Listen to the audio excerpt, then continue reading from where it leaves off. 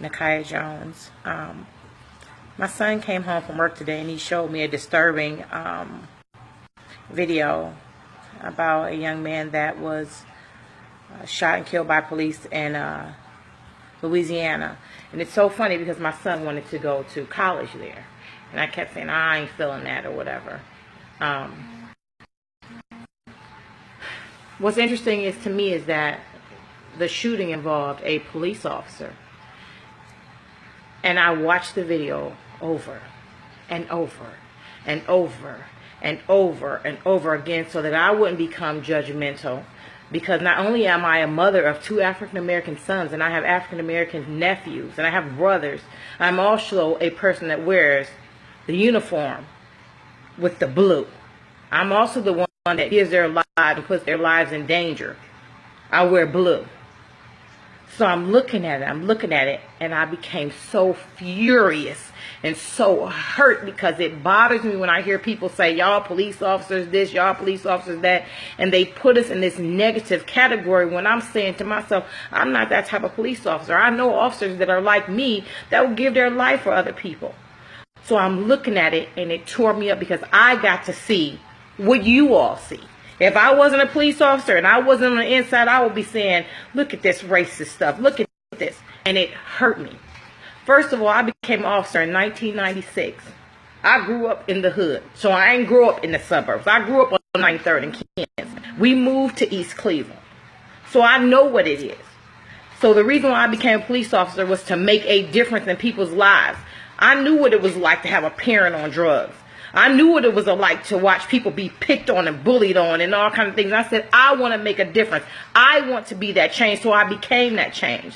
So in 96, I took an oath in East Cleveland, sitting in front of Chief Guidance, and said I would serve and protect my community by all costs. Even if it meant I wouldn't go home to my 1-year-old daughter. And that's what I did. And I did it with integrity and respect. The thing that hurt me most of all was that a lot of people that I was arresting were the same color as me, that grew up in East Cleveland like me, so I couldn't understand that. Why would you want to destroy your community?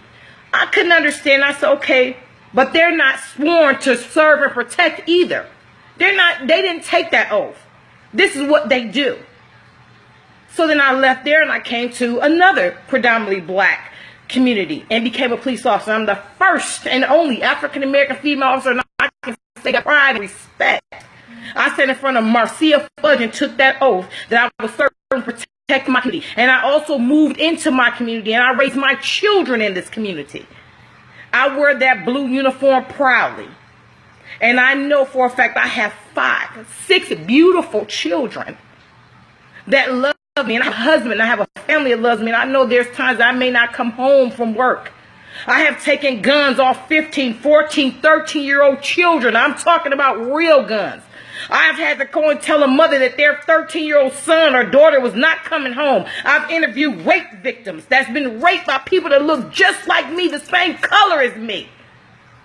We are running around killing each other left and right.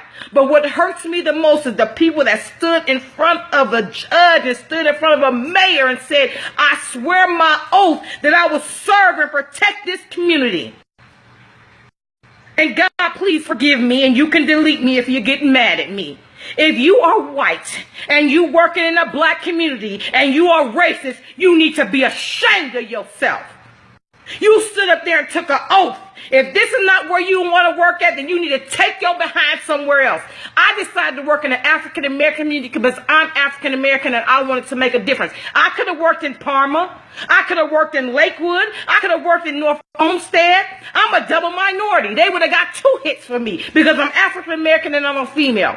I'm here because I wanted to make a difference. But how dare you stand next to me in the same uniform and murder somebody? How dare you? You ought to be ashamed of yourself. So why don't we just keep it real? If you're that officer that know good and well you got a God complex, you're afraid of people that don't look like you, you have no business in that uniform. Take it off. If you're afraid to go and talk to an African-American female or male or a Mexican male or female because they're not white like you, take the uniform off. You have no business being a police officer. Because there's many of us that would give our life for anybody. And we took this oath and we meant it. If you are that officer that's prejudiced, take the uniform off and put the KKK hoodie on.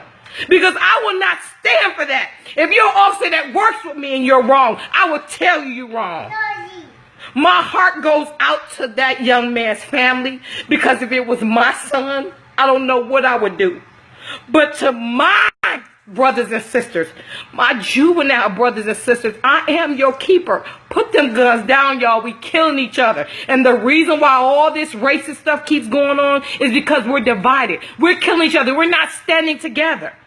See, Martin Luther King them stood together. You didn't hear about a bunch of black people killing each other. We got to stand together, because a house divided against each other will not stand. And we got to be smart. Don't mean go tearing up stuff. Be smart. I am my brother and my sister's keeper. That's why I'm going to keep this uniform on. Because today I wanted to quit when I saw that video. But I need for y'all to support the ones of us that are right. And I need for you to stand for those of us that are not right. I also need for y'all to become role models for our juveniles, y'all. They're killing each other left and right. I'm telling you. And people that don't really want us to exist are sitting back laughing, because they're saying, look at them destroy each other. Yeah, we'll have a police shooting here or there, but we're not going to talk about the millions of black men that are killing each other left and right. Put the guns down. The most powerful, fearful person in the world is an intelligent black man. Men, I need for y'all to stand up. Get these young men, mentor them, teach them. And then when you see that one of us are doing something wrong, and I'm not telling you, know when you wrong, and you know when you dealing with the police, and we got to do our job, because we have to do our job. But when we do something that you know is wrong, you need to speak up. You need to go speak to a chief. You need to go sit down and talk to the mayor. I'm not talking about just because I don't want you to tell me what to do. I'm talking about something serious, y'all. Again, this is my thoughts. If you get upset, delete me. This is my Facebook page. God bless.